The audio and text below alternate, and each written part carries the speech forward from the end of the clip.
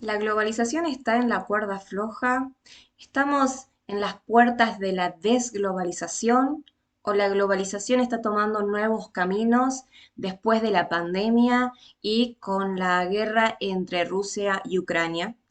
Estas preguntas son parte de un par de noticias que nosotros vamos a analizar en esta clase y que ponen de vuelta la palabra globalización en los titulares de nuestras pantallas, dándonos a entender que todavía el tema de la globalización no ha muerto, y que al parecer no quedó simplemente como una moda de los 90. Yo no tenía muy en claro si iba a dar el tema de globalización este año justamente porque me parecía que era una temática que había quedado en el programa antiguo de la materia y que ya no tenía mucho sentido revisitar el tema de la globalización con los conceptos de los 90. Pero al parecer ha revivido y es necesario darle un vistazo. Los textos que vamos a leer hoy son el de Lins Ribeiro y el de Finol, y van a encontrar los dos textos en la carpeta número 5 de Globalización e Identidades. Y también justamente lo voy a mechar con un poco del texto de Gruner, del libro de Gruner, El fin de las pequeñas historias, el cual nunca les pido que lean, pero yo siempre lo estoy trayendo. Y vamos a analizar este par de noticias de donde provienen esos titulares amenazantes, eh, para ir otra vez al meollo del asunto con esta cuestión de la globalización. ¿Qué es la globalización? Desde su punto de vista económico, su punto de vista cultural, vamos a analizarlo desde un enfoque antropológico y sociohistórico, ¿no es cierto? Para saber si realmente estamos hablando de globalización o no, cuál es la diferencia entre globalización y transnacionalización, y finalmente, ¿cuál era el sueño de la globalización y qué cosas se han logrado? Voy a empezar con Gruner, porque Gruner es el más pesimista, el más crítico, y después vamos a ir subiendo hacia no sé, el optimismo de la globalización capitalista. Gruner va a decir que por globalización se puede entender este proceso de mundialización capitalista, es decir, el capitalismo llegando a todos los rincones del mundo, pero que esta no es una novedad de finales de los 90, ni siquiera del siglo XX, sino que si nos ponemos serios a hablar de globalización, bueno, podríamos decir que la globalización tiene por lo menos 500 años, con la expansión del mercantilismo en la primera oleada del colonialismo, ¿no es cierto? Y las revoluciones industriales. Pero incluso Gruner se va a poner más fino todavía en esta concepción de globalización y va a decir, si realmente vamos a mirar de cerca esto, la globalización es una idealización de un mundo libre y pluralista que no es tal, que no existe. Y, porque dice que todas estas mejoras de la globalización, este acceso al conocimiento, a los productos, esta velocidad, estas relaciones que traspasan el tiempo y el espacio, en realidad cada vez está más restringido a un sector de la población mundial que puede acceder finalmente a estos beneficios de la globalización, y otras partes del mundo justamente sufren las consecuencias de esta misma globalización a la que no pueden llegar a tener acceso. Em, Durante la globalización, digamos, en esta idea posmoderna de que se termina la confianza y la autoridad del Estado-nación y que llega entonces la ciudadanía planetaria.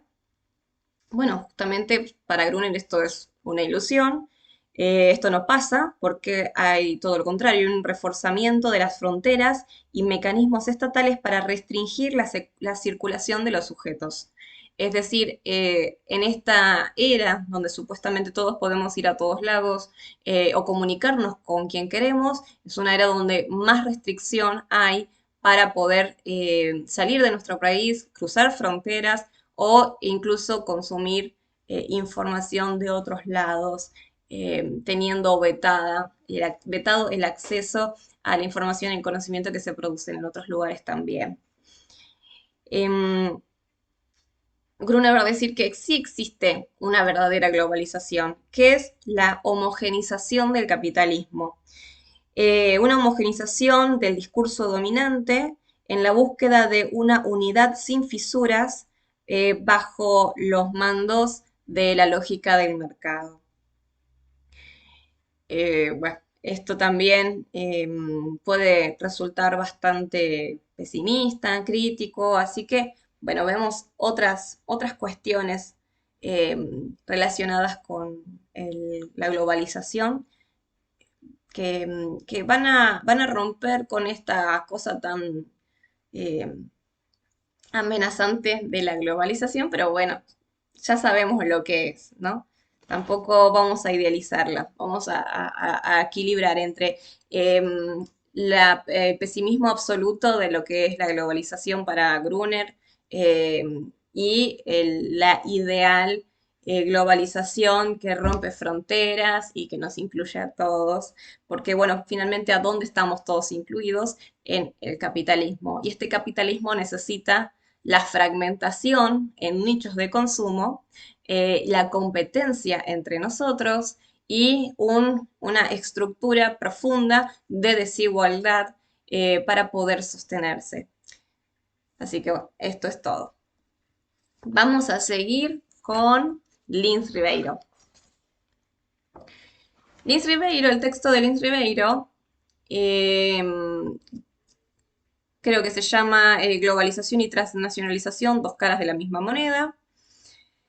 Lo escribe en 1996. Ahí en ese momento estábamos eh, con el auge de la globalización. Digo, yo estaba en la escuela, perdón, en mi juventud, pero recuerdo que este era un tema que se hablaba en la escuela y que era como algo nuevo, ¿sí? Una cosa innovadora de la que se tenía que hablar en las materias de ciencias sociales. Después, en la universidad ya no volví a escuchar acerca de globalización durante todo ese tiempo, no fue un tema y décadas después reaparece este tema. Este autor entonces, Lins Ribeiro, va a decir que la globalización es un proceso con muchas caras y que básicamente es un proceso histórico, económico y tecnológico. Se piensa principalmente en la expansión planetaria de la red de la economía política capitalista. Es un proceso de creación de una base económica y tecnológica que posibilita nuevas concepciones de las relaciones espaciotemporales. Así que no es solamente un proceso económico y tecnológico, sino que también implica la transformación de estructuras sociales y culturales al reconfigurar nuestra concepción de las representaciones y las identidades de la forma de relacionarnos entre nosotros. Hay una nueva comprensión del tiempo y el espacio que se resumen en las palabras de velocidad y simultaneidad, y hay un desarrollo de las industrias del transporte y de la comunicación que permiten esta velocidad y simultaneidad, y empieza a ocurrir una relativización de las fronteras, donde lo que nos parece lejos ya no nos resulta tan lejos y donde lo que nos parece rápido ya no nos resulta tan rápido. Nuevas representaciones sobre la pertenencia a un lugar y las pertenencias a un grupo. La globalización entonces también es un proceso que ayuda a socavar la autoridad absoluta del Estado-nación, que era la ilusión necesaria de la democracia de la modernidad. Y por eso se asocia mucho globalización con postmodernidad, con la caída de las representaciones que sostenían la autoridad del Estado y de las instituciones tradicionales de la modernidad. Por otro lado, tenemos la idea de transnacionalización, es decir, un proceso histórico, económico, tecnológico, pero también cultural, es un fenómeno político, ideológico, que está asociado a la globalización Y en palabras de Lins Ribeiro, es la posibilidad de construir, por ejemplo, una concepción de nosotros como miembros de una sola unidad, el planeta globo, de una transnación, de construir la idea de una comunidad de ciudadanos transnacionalizados. Esta cosa de la aldea global, ¿no? Em, Vamos a discutir los diferentes niveles de esta concepción comunitaria de la globalización. Lins Ribeiro va a hacer la distinción entre las comunidades imaginadas y las comunidades virtuales, que son las que aparecerían con la globalización de la mano de Internet. Para Lins Ribeiro, la aparición de Internet va a ser sumamente decisiva para la construcción de estas nuevas identidades y estas nuevas percepciones del tiempo, del espacio y de la pertenencia. Mm, Bueno, y justamente con estas nuevas formas de pertenencia aparecen nuevas formas de poder y de exclusión, ya que dice todos los niveles de integración, al tiempo que integran, desintegran y al tiempo que incluyen, excluyen. Así la gente se queda fuera de las nuevas dinámicas integrativas. La globalización, al mismo tiempo que nos hace sentir que somos parte de algo más grande, también crea situaciones y nuevas estructuras de exclusión y marginación. Mm, ok, ¿qué nos interesa acá? Las comunidades imaginadas, el concepto de comunidad imaginada viene de otro autor, Benedict Anderson, que se puso a estudiar cómo lo que él llama el capitalismo literario, es decir, la prensa y cierta circulación de literatura de ficción también, va a ayudar a que se genere la idea de que todos los miembros de un lugar pertenecen a lo mismo, aunque no se conozcan y aunque realmente no puedan estar seguros de las fronteras tangibles, físicas, territoriales de su ámbito de pertenencia. Entonces, una comunidad imaginada se construye gracias a la circulación de representaciones, de símbolos, de discursos, que ayudan a que cada uno de los individuos se sienta ciudadano, se sienta parte de lo mismo y así se construye también una identidad nacional. Las comunidades transnacionales imaginadas virtuales aparecen gracias a las redes de Internet y se masifican y se diversifican estos discursos que dan pertenencia.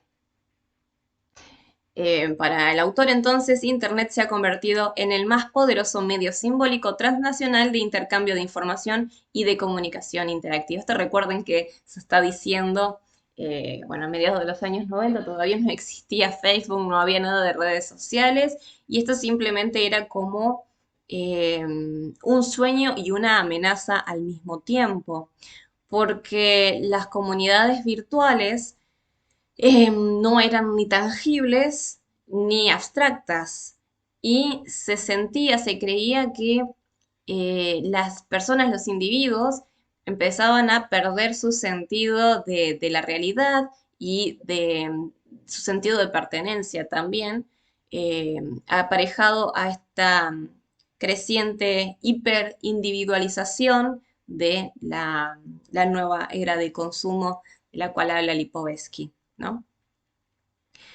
Entonces, finalmente, ¿qué va a decir Liz Ribeiro? Que la transnacionalización es un proceso político, ideológico, cultural, semiológico por los sentidos y los símbolos que maneja, de una concepción de un nosotros como miembros de una sola unidad que va más allá de las identidades nacionales. Es una comunidad de ciudadanos del mundo. Y él se pregunta, ¿puede ser una ideología que organiza las relaciones entre personas al nivel global? Antes, las tecnologías de identificación estaban fuertemente ligadas al territorio y cualificaban a las personas como ciudadanos autorizados.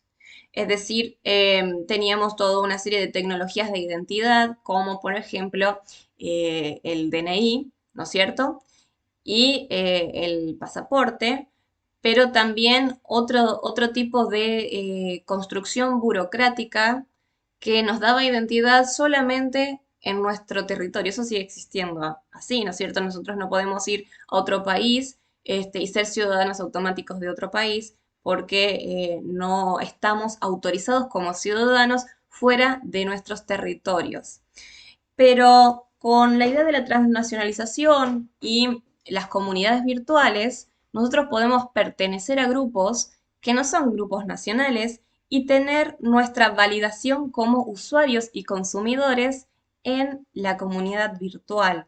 Es decir, nuestra dirección de Google, nuestro correo y nuestros usuarios de Facebook, de Instagram, hacen que nosotros podamos acceder a comunidades, a tener una identidad em, más allá de nuestro DNI, de nuestro lugar de nacimiento.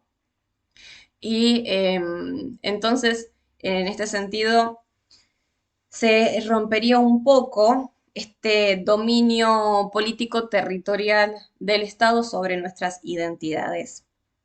Como ven, esto no es así del todo y no es la idealización de la globalización que se pensaba, porque seguimos utilizando estas tecnologías territoriales de identidad e incluso cada vez más reforzadas, eh, y también sumado a las formas en las que podemos intercambiar monetariamente, ¿no? Eh, Resulta que si salimos, los argentinos salimos a otras partes del mundo, nosotros no tenemos manera de utilizar nuestra moneda local, no podemos descargar aplicaciones de pago en nuestro país que puedan ser usados en otros países, mientras que gran parte del mundo usa Google Pay, nosotros no podemos usar Google Pay directamente descargado en nuestro celular. Entonces, sí existen estas fronteras de la globalización, otros países están igual, bueno, no pensemos en China, por ejemplo, donde sí hay límites a nuestras capacidades como ciudadanos y consumidores en la actualidad, límites que se están también reforzando justamente en estos momentos. Mm, bueno, entonces Lynn Ribeiro va a decir en esto, en el 1996, que la comunidad transnacional imaginada y virtual es una red global posibilitada por las tecnologías de comunicación e información, es decir, necesitan un soporte físico tecnológico, pero también un soporte simbólico semiológico. Y acá aparecen dos regímenes de sociabilidad que están integrados. El de tecnosociabilidad y el de biosociabilidad. El de tecnosociabilidad son relaciones sociales mediatizadas tecnológicamente, y en este sentido las tecnologías producen subjetividades e identidades. Y por el otro lado, la biosociabilidad, que construye grupos biosociales reunidos a partir de cuestiones biológicas, formando también identidades y subjetividades. Cuando habla de la biosociabilidad, se va a referir también a cuestiones como enfermedades y como tratamientos, prácticas, hábitos que apuntan a una disciplina corporal, categorías biomédicas hegemónicas. No tenía idea de que iba a aparecer la pandemia y de cuánto iba a ser de interés esta idea de la biosociabilidad y de la construcción de grupos biosociales em, que van a integrarse a la idea de tecnosociabilidad también. Entonces, van a existir, se van a construir estas comunidades transnacionales a través de medios tecno-bioculturales.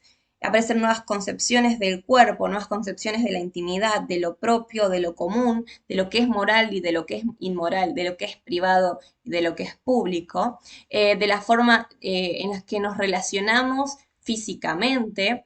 Y bueno, el tema de la pandemia realmente Él no lo pudo prever, pero iba a darle cuerpo a sus teorías. Yo que trabajo en nivel inicial, vimos dos cuestiones bastante importantes acá en educación con los niños más chiquitos, que es que por un lado no se podía, durante la pandemia, no podían tocarse, las personas no podían tocarse, los niños no podían recibir abrazos, no podían recibir besos, ni siquiera podían hablar con sus maestras, mirarlas, ser mirados. Pero después, con ciertas interpretaciones tal vez demasiado extremistas o erróneas de la implementación de la ESI, también se dejó de construir vínculos corporales, físicos, con los niños, por temor a las amenazas, a las denuncias, y también por no comprender bien qué implicaba las relaciones corporales después de la ESI. Y circulan entonces muchos discursos en torno a esto en las redes y van configurándose nuevas relaciones biotecnocorporales después de estos hechos, un hecho que es internacional y otro hecho que es nacional, pero se está también dando en otros países, porque justamente esta globalización hace que haya temáticas que sean de interés internacional, sobre todo con organismos como la UNESCO, que internacionalizan ciertas problemáticas y construyen agendas globales. Hay otro autor, Lucian Pries. Les voy a dejar un texto que se refiere a uno de sus libros que sacó en el 2017. Pero bueno, no les voy a subir el libro, simplemente les voy a subir como una reseña que escribió Carlos Alba Vega. Porque bueno, hay una cuestión que me gusta de la teoría de Pries, sobre todo cuando debate sobre las diferencias entre globalización y transnacionalización. Para él es como que el concepto de globalización es muy general y muy abstracto para explicar muchas cuestiones concretas de la internacionalización. Em, Porque bueno, también aparece esta cosa, ¿no? La mundialización, la internacionalización, la globalización, la transnacionalización, desterritorialización, no puedo ni pronunciarlo, desterritorialización. Y bueno, hay otra vez, cuando hay un fenómeno que no pueden agarrar, empieza a haber una cantidad de sinónimos que no son tal cual sinónimos, pero que se están refiriendo básicamente al mismo fenómeno, pero lo interpretan desde lugares ligeramente diferentes. Esto ocurre con la globalización y por eso normalmente solemos separar, cuando hablamos de globalización pensamos en cuestiones económicas y políticas, y cuando hablamos de cuestiones de transnacionalización, lo pensamos desde el punto de vista social, cultural. Pero más vale que está todo entrelazado, ¿no? Y este autor entonces, Pries, va a hablar de la intensificación de estas relaciones sociales, culturales, políticas y económicas que trascienden los espacios nacionales mientras pasan las fronteras, ¿no es cierto? Esto de la transnacionalización.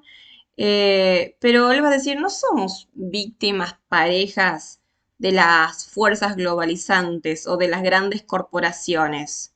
No es que nos está pasando por encima de la globalización en todo sentido, sino que también tenemos capacidad de agencia como individuos y como seres sociales. ¿Qué es esto de agencia? Bueno, la capacidad de decidir y de actuar y de tener interpretaciones que son una mezcla entre nuestras representaciones personales y los discursos globalizantes.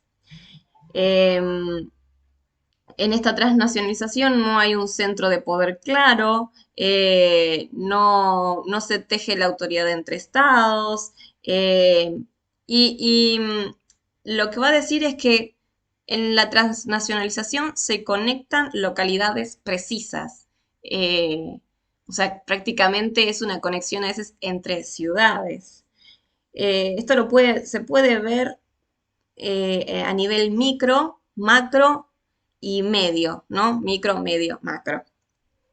A nivel micro, la transnacionalización se ve cuando las familias migrantes mantienen relaciones transfronterizas, cuando viajan, envían paquetes, hacen videollamadas, se conectan a través de las redes sociales. Entonces podemos tener, no sé, una comunidad china, venezolana, peruana, boliviana, en una ciudad concreta que se conecta con otra ciudad concreta, con otra población específica o con otra comunidad específica de otro país. Entonces no son relaciones transnacionales generales, sino que hay unas relaciones interculturales muy precisas ahí.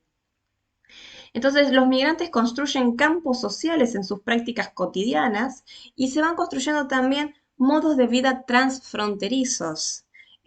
Lo vemos en las fronteras, esto siempre ocurrió en las fronteras entre un país y otro, donde se construyen eh, matrices culturales que no se pueden definir por una identidad nacional o por otra.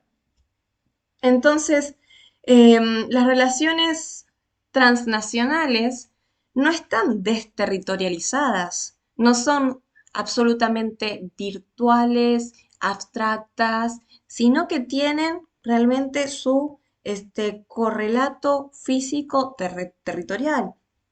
Esto importa entonces cuando hablamos de que existe estos regímenes de sociabilidad, del tecnosocial, el biosocial, ¿no? Entonces todavía físicamente, territorialmente nos seguimos relacionando, pero de una forma nueva que implica esta ida y vuelta, estos vaivenes, esta conexión continua a través de envíos, de relaciones financieras, económicas, culturales, y gracias a las redes sociales y los medios masivos de comunicación.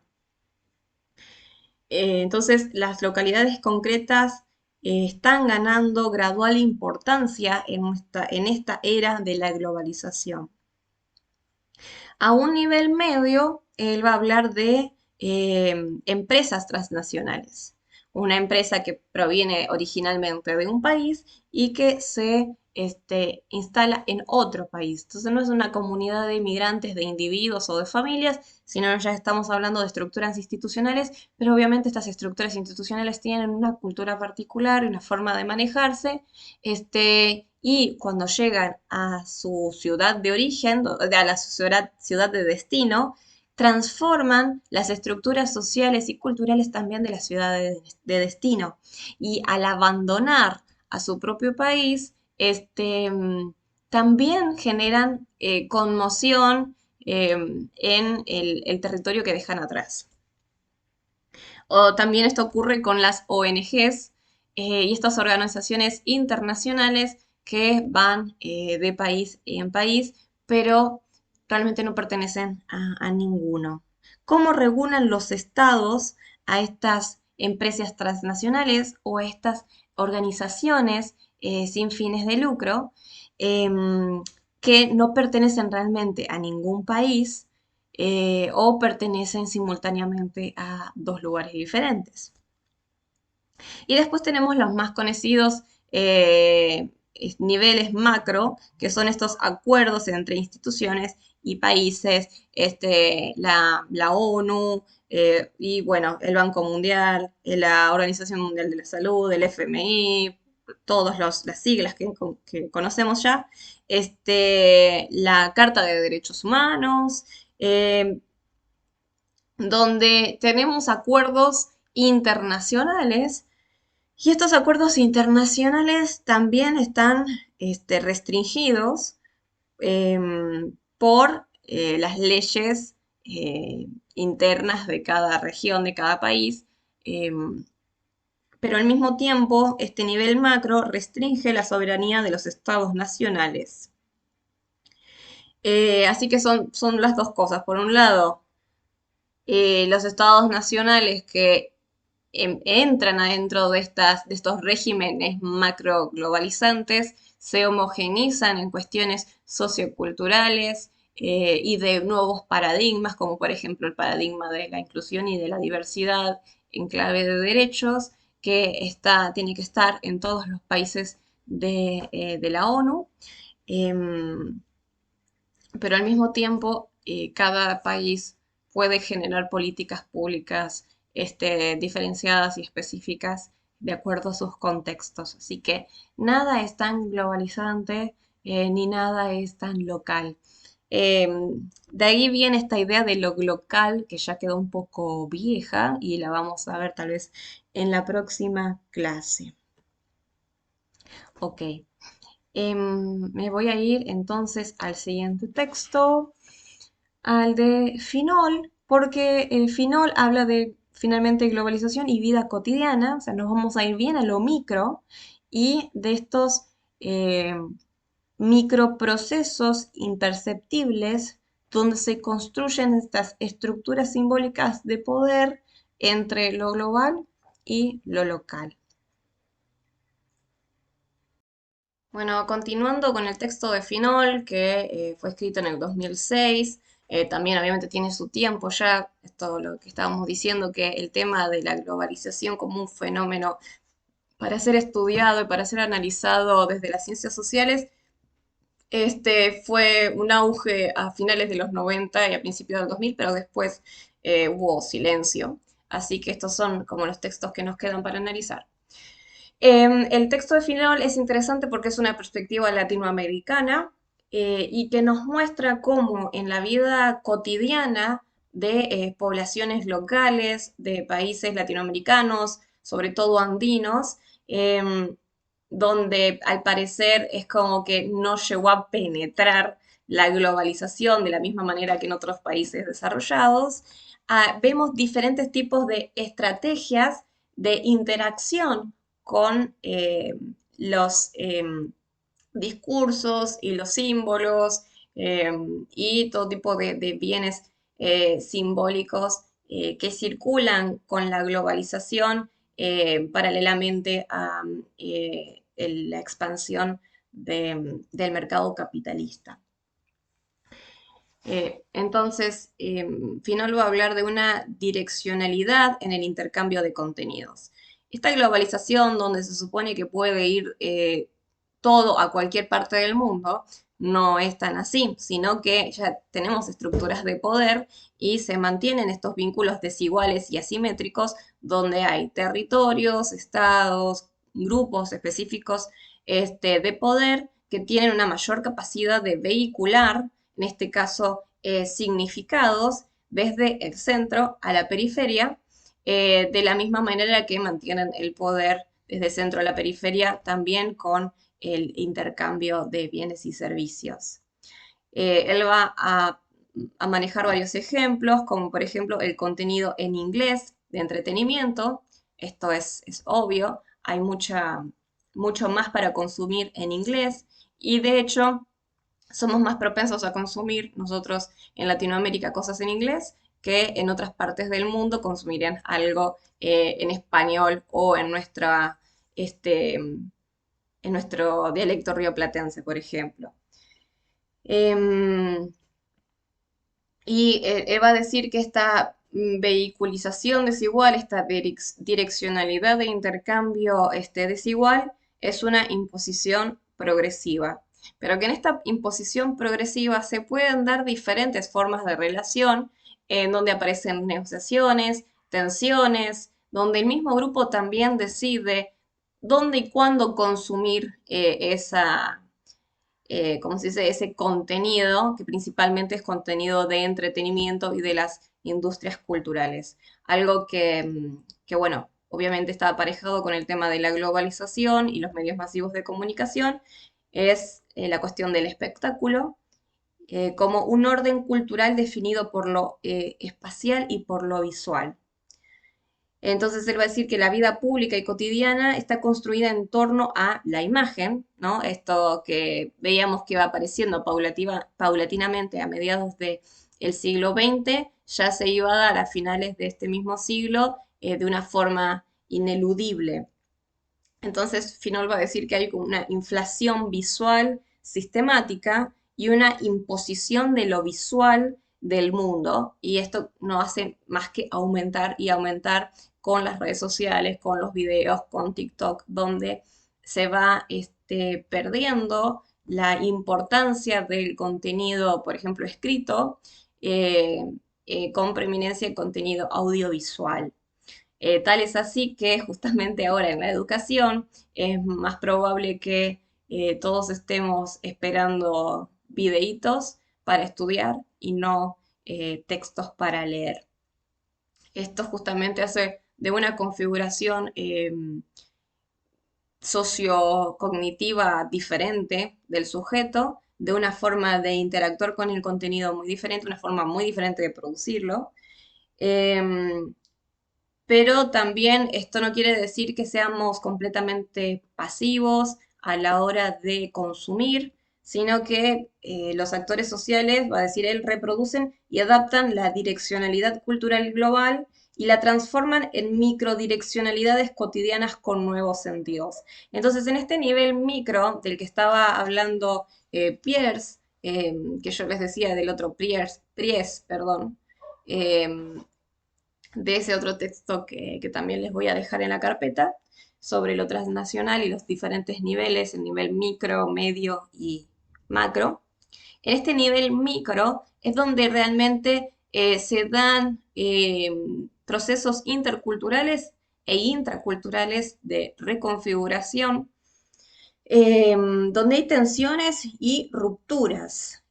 Tensiones, por ejemplo, intergeneracionales, entonces está la música que consumen los más grandes puede ser más localista y de corte más nacional, y que los más jóvenes ya consumen otro tipo de cosas más internacionales, que también esa direccionalidad de lo internacional cambia.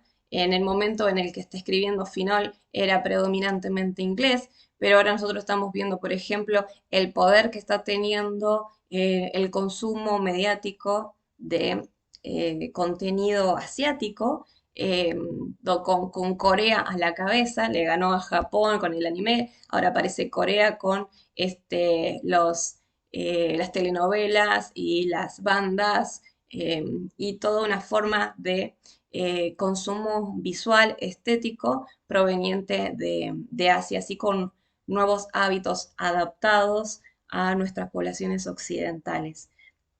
Entonces, estas apropiaciones, este consumo que viene de afuera, que viene de potencias centrales, donde ahí nos empezamos a dar cuenta de dónde viene lo que consumimos y el poder también económico que representa eso, pero que no como sujetos y como portadores de sentidos y representaciones y productores, reproductores, creadores de estos sentidos, a su vez podemos redireccionarlo y podemos reinterpretarlo también. Les invito a que lean este texto, es muy por ahí teórico en ciertas cuestiones. Em, a mí no me interesa que ustedes manejen todas estas cuestiones teóricas semiológicas acerca de los sentidos y la cultura, aparte porque es un texto medio viejuno y hay cosas con las que no comparto, pero es para que ustedes vean que ya en este momento, en el 2005, se empieza a resquebrajar la idea de globalización que quieren manejar como este ideal democratizante donde a todos nos va a llegar el conocimiento y donde se puede acceder desde donde quieras, hacia donde quieras todo, y en realidad, bueno, hay grandes brechas, rupturas, desigualdad y marginación también aparejados a esta entrada del capitalismo cultural en todos los rincones del planeta. Para finalizar entonces, quiero leerles estas dos noticias y que veamos el estado actual del concepto de globalización, si cambió o no cambió y desde qué lugar se está considerando. Bueno, la primera noticia la extraje de la página de la BBC, BBC News Mundo, es del 26 de marzo del 2023 y se llama ¿Por qué la globalización está en la cuerda floja y en qué puede venir? Obviamente en estos títulos que parecen preguntas, encontramos las afirmaciones, esto es lo más común en este tipo de textos. O sea que ya están metiéndote la idea de que la globalización está en la cuerda floja. Hasta el momento uno no lo pensaba, es como que la globalización lo único que puede hacer es crecer y de repente nos encontramos que podría desaparecer y no sabemos muy bien por qué. Esto, entonces, este título atrapa al lector que asumía que su vida iba a tratarse siempre de una globalización creciente, ¿no? Entonces va a hablar desde el punto de vista de los discursos de los gobernantes, sobre todo Estados Unidos, em, de, de Trump a Biden, y va a decir, el futuro no pertenece a los globalistas, el futuro pertenece a los patriotas, decía Donald Trump en 2019, en el mismo momento en el que se impulsaba el Brexit en Gran Bretaña, entonces está hablando de un retraimiento de los estados sobre, más poderosos, un cierre de fronteras y una nueva fragmentación del mundo que implicaba una especie de desglobalización. O sea, este es un temor que apareció en las reuniones de economistas internacionales, sobre todo acá en el World Economic Forum.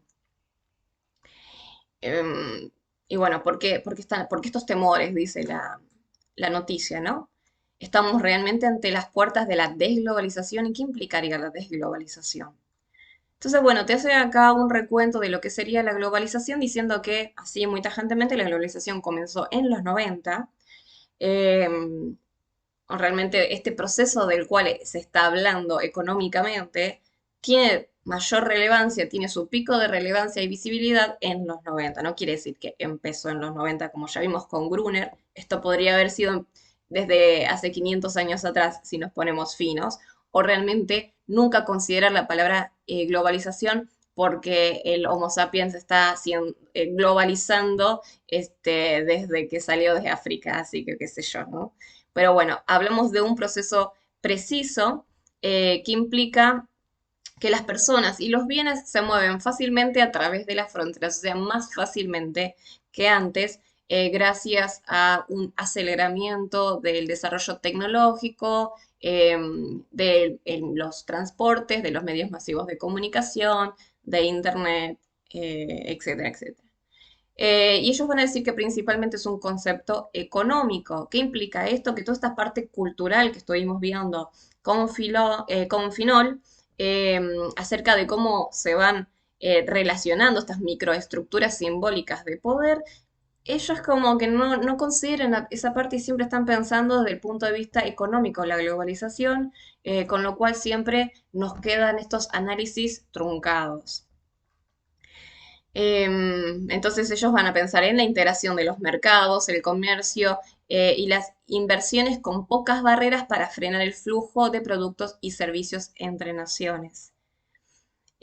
Sobre todo alrededor de los años 90, con el final de la Guerra Fría y la apertura de China, la integración de Europa, los acuerdos globales para reducir las barreras comerciales y el desarrollo de Internet. Esto lo dice Ian Goldin, profesor de globalización y desarrollo de la Universidad de Oxford. También la caída del muro de Berlín es una imagen muy fuerte y una representación simbólica también muy potente para hablar de cómo caen las barreras, como una especie de que caen las ideologías y todo se unifica a través del capitalismo. Godwin y muchas personalidades que van a aparecer en esta entrevista están a favor de la globalización y para ellos la globalización realmente tuvo muchos beneficios, por eso le temen a una desglobalización, porque están pensando desde el punto de vista económico, desde el punto de vista de las grandes corporaciones y obviamente que les fue re bien, ¿no es cierto? Pero entonces también quieren hacerse los sociales y decir, la gente se olvida de que la globalización sacó a más de 1.000 millones de personas de la pobreza. Dice, no solo en China, sino en todas partes del mundo, va a decir la directora de la Organización Mundial del Comercio, igual que va a decir la directora de la Organización Mundial del Comercio, ¿no? Em, Va a decir que, bueno, el comercio global reduce los costos, difunde el conocimiento y ayuda a las economías a escalar a través de los efectos indirectos de las tecnologías, lo que beneficia a los mercados emergentes y a los países en desarrollo. No sé, ustedes dirán, ¿dónde están esos beneficios? ¿En qué parte de los países en desarrollo? Eh, y cómo realmente ayudó a reconfigurar nuevas estructuras de poder. No es que eliminó las estructuras existentes pre-globalización, sino que se sumaron nuevas estructuras que vienen a interactuar con las viejas, con las existentes, y hay una transformación de las maneras en las que nos relacionamos, en las que producimos y en las que entendemos nuestro mundo. Por eso esto no es solo una cuestión comercial, económica, estamos hablando realmente de transformaciones culturales con la globalización. Y por eso mismo tiene sus pros y sus contras. Ellos nomás están viendo los pros. Dice que la Organización Mundial del Comercio evaluó el impacto de lo que podría suceder si el mundo se divide en bloques comerciales separados. Y según sus cálculos, las consecuencias son significativamente malas, ¿no? Y entonces en la noticia, el autor de la noticia va a decir, bueno, pero si la globalización es tan buena como dicen, ¿por qué hay algunos países que están poniendo barreras? Entonces dice que hay una creciente ola de proteccionismo en la actualidad que no es exclusiva de Estados Unidos, sino que ya hay otros países que como potencias están cerrando fronteras, están otra vez limitándose. Y hablar de que, por ejemplo, Estados Unidos, un discurso de que todo ya, Estados Unidos se va a hacer cargo de sus cosas y que lo van a producir en casa y que van a tratar de no depender de nadie. Em, por otro lado, acá también hablan con una mujer que se llama Rana Forohar, que autora y comentarista del Financial Times en Nueva York, ¿no? De la sección financiera del Times. Y dice, la globalización fue genial en muchos sentidos porque sacó a mucha gente de la pobreza, pero se vio un aumento dramático de la desigualdad, que fue más aguda en el mundo angloamericano. Entonces, por un lado, habrá subido la calidad de vida, digamos, no sabemos exactamente si pobreza y calidad de vida son lo mismo, pero evidentemente no porque hay un aumento dramático de la desigualdad debido a la globalización, porque como ya sabemos, el capitalismo necesita estructuras de desigualdad, generar nichos de consumo y competencia. De esto vive, esta es la lógica del mercado. Entonces, va a decir que en pos de más ganancias y menos costos, las empresas abandonaron sus lugares de origen, a menudo acabando con estilos de vida y provocando pérdidas de empleo masivas, para saltar de lugar en lugar de acuerdo a su conveniencia. Eso desató una competencia fiscal en el mundo, con los países sintiéndose presionados por la necesidad de reducir los impuestos corporativos para atraer a las inversiones. Y esta carrera a la baja en los impuestos es uno de los puntos débiles de la globalización, finalmente lo admiten, porque aumentó la desigualdad ya que los gobiernos tenían menos dinero para gastar, o sea, pueden recaudar menos de las empresas, y finalmente lo pueden aplicar menos en sus políticas públicas generales, generando entonces un círculo vicioso donde atraer a las empresas para que justamente se desarrolle económicamente el país genera paradójicamente mayor desigualdad y exclusión, porque el Estado ya no se puede estar haciendo cargo de la misma forma, ya que no tiene ingresos, ¿no? Entonces, esta creciente desigualdad hizo que se fomentaran y reforzaran políticas nacionalistas. Y por eso pudo ascender Trump en Estados Unidos y por eso desde alguna manera se aceleró el Brexit y otras cuestiones también nacionalistas que se van sumando culturalmente, porque la idea y venida de inmigrantes, de refugiados, debido a tantos conflictos que se generan también gracias a la globalización o en este contexto globalizado, hace que lleguen masivamente personas de otros países y se refuerza entonces en los países centrales y no tan centrales los nacionalismos que se suman también a políticas económicas de cierre de fronteras. Am, Esto parece que es simplemente a nivel discursivo porque no se está viendo realmente que esté ocurriendo en la realidad. Por lo que dicen, ¿no? Como que no se está viendo todavía un em, correlato concreto de estos discursos en la interacción de los mercados. Aunque van a decir que hay muchos mercados que se están rigiendo más por la política que por la economía. Y que están como enamorados de la política industrial y queriendo hacer todo en casa, todo local. Obviamente hay algunos que van a poder y otros que no. Bueno, también esto es algo que se dice por todos lados, que el siglo XXI es el siglo asiático y que el motor de crecimiento del mundo será China, la India y la Asociación Nacional del Sudeste Asiático, con una población combinada de 3.400 millones de personas. Un montón. Em, y que está creciendo mucho la clase media en toda esa región del mundo. Entonces está hablando de, no de una desglobalización, sino en cualquier caso de una reglobalización.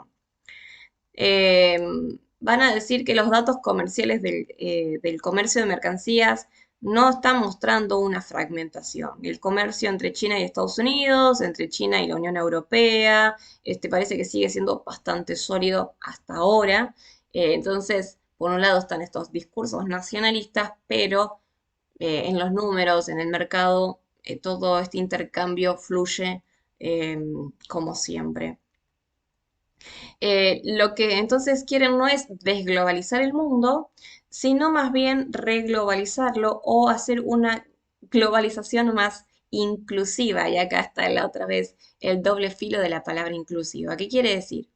Ellos dicen la diversificación de las cadenas de suministro y la desconcentración de la fabricación a los países en desarrollo que no han tenido la oportunidad de ser incluidos en esta riqueza global y la creación de empleo que tuvo lugar bajo la primera ola de globalización. Entonces están buscando una segunda ola de globalización que les llegue a aquellas partes marginadas que no han logrado tener los beneficios de esta riqueza global. O sea, ¿cuál es la respuesta a estos traspiés de la globalización y estos discursos nacionalistas?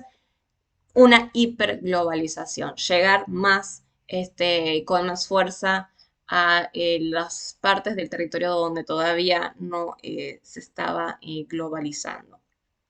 Entonces, finalmente se pregunta, ¿será demasiado tarde para acordarse de los olvidados de la globalización o realmente se va a lograr un segundo gran proceso, una segunda ola de globalización que le llegue a todas estas partes en vías de desarrollo del planeta? En fin, queda en ustedes reflexionar sobre estas cuestiones y hablar de sus reflexiones, de sus comentarios, de lo que piensan acerca de esto de la globalización en los comentarios que van a poner en el foro que voy a pegar en la plataforma. ¿Sí? La otra noticia es del 26 de junio de este mismo año y salió en la página del World Economic Forum, y cuyo título es ¿Ha tomado la globalización una nueva dirección? En este caso, esta noticia se trata de las huellas que dejó la pandemia y también las consecuencias de la guerra con Ucrania. Entonces va a decir, la pandemia ha dejado una huella indeleble en la sociedad, provocando cambios significativos en diversas facetas de la vida. Esto ha dado lugar a nuevas tendencias en la globalización y las cadenas de suministro de producción, además de innovaciones tecnológicas que están remodelando la manufactura moderna, la estructura de las ciudades y los estilos de vida urbanos. Aprovechar la tecnología es primordial para crear comunidades sostenibles y prósperas en un mundo en rápida evolución. Otra vez está mirando la globalización desde este punto de vista económico-tecnológico y hacen mención al estilo de vida urbano. Ya vamos a ver que la mayor consecuencia por ahí de la globalización no está en el estilo de vida urbano, sino en los nuevos estilos de vida rurales también. Así que cuando vamos a ver el concepto de nueva ruralidad más adelante, si podemos, para que entiendan también todos los alcances de lo que implica este concepto de desarrollo y globalización.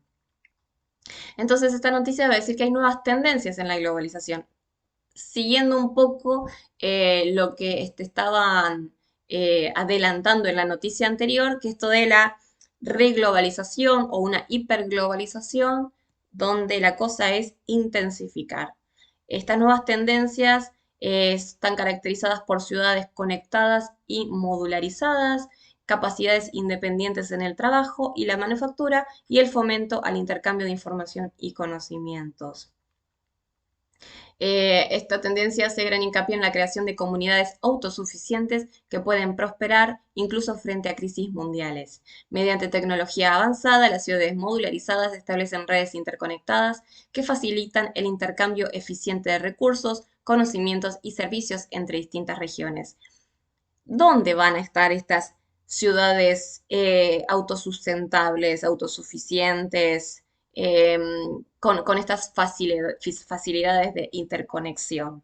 ¿Qué regiones van a poder desarrollar y financiar la creación de este tipo de comunidades y qué otras partes van a ser abandonadas?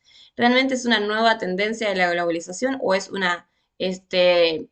eh, el progreso mismo de lo que implica la globalización tradicionalmente, ¿no? Es simplemente continuar con este proceso de globalización, llegando a mayor avance tecnológico, pero siempre fragmentando la población y generando cada vez más desigualdad. Se supone que esto es para ayudar a que las comunidades vivan mejor, pero sabemos que estas mejoras suelen estar solamente para aquellos que puedan pagarlas. Van a hablar de cómo en las cadenas de suministro de manufactura, la aparición de las inteligencias artificiales y el aprendizaje automático.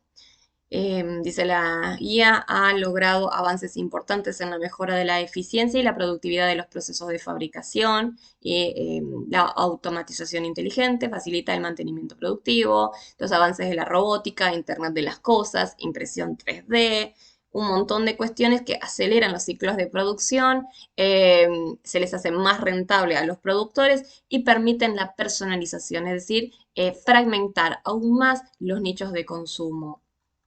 Y estas ciudades inteligentes en realidad es porque integran sensores, conectividad, análisis de datos y transforman las ciudades en espacios más sostenibles, eficientes y habitables. Otra vez, ¿qué tipo de ciudades pueden llegar a integrar este nivel de desarrollo tecnológico, o sea, para llegar a ser una ciudad inteligente? ¿Qué quiere decir que las otras ciudades son tontas? O sea, ¿a qué se refieren, no?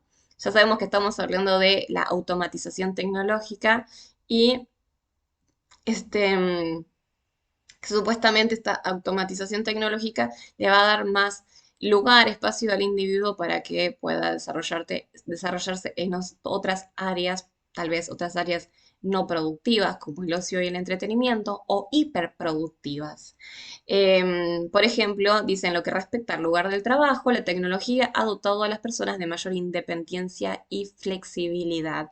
¿Esto es así realmente? ¿Somos más independientes? ¿En qué sentido? Porque el trabajo a distancia, o sea, en este mismo momento es sábado a la tarde y yo en vez de estar tranquila con mi familia, estoy trabajando. Esto quiere decir que esta independencia y flexibilidad en realidad apunta a la hiperproductividad y no necesariamente a una mejor calidad de vida del individuo. Reducir la dependencia a las oficinas físicas y a los desplazamientos, si bien para nosotros puede resultar un gasto menos porque no tenemos que tomarnos el colectivo o gastar nafta, este, bueno, ya sabemos que el principal ahorro siempre va a ser de las empresas y las instituciones que no tienen que estar justamente pagando por infraestructura y movilidad de sus trabajadores. Entonces sí, más vale que hay una reimaginación de los estilos de vida urbanos, donde necesitamos espacios mejor diseñados para poder justamente producir en cualquier momento y a cualquier hora, de una forma en la que sintamos que estamos cómodos y no existe esta división entre momentos de ocio y momentos de trabajo, porque potencialmente todo puede ser ocio y trabajo al mismo tiempo. Entonces, a nivel sociocultural de los centros urbanos, la globalización también implicó grandes transformaciones, ¿no? Bueno, hasta acá con todo esto, les voy a subir las noticias, les voy a subir, bueno, todo el material. Y lo único que les pido es que cuando terminen de ver estas clases, me hagan un comentario en el foro para que haya un poco de interacción y relación con los conceptos que estuvimos viendo y que me cuenten sus reflexiones y lo que estuvieron pensando, lo que estuvieron anotando en relación con la globalización y cómo se fue estudiando la globalización desde los 90 hasta ahora, contemplando las noticias que les estuve poniendo. Así que bueno, eso es todo. Nos vemos el sábado que viene en persona y ya estaremos hablando de otras cuestiones. La semana que viene vamos a ver según el cronograma. Déjenme ver el cronograma si no lo cambié. El calendario. Van Claveren y Ramos. Seguimos entonces con el tema de la globalización. Va a estar todo otra vez en la misma carpeta, globalización e identidades.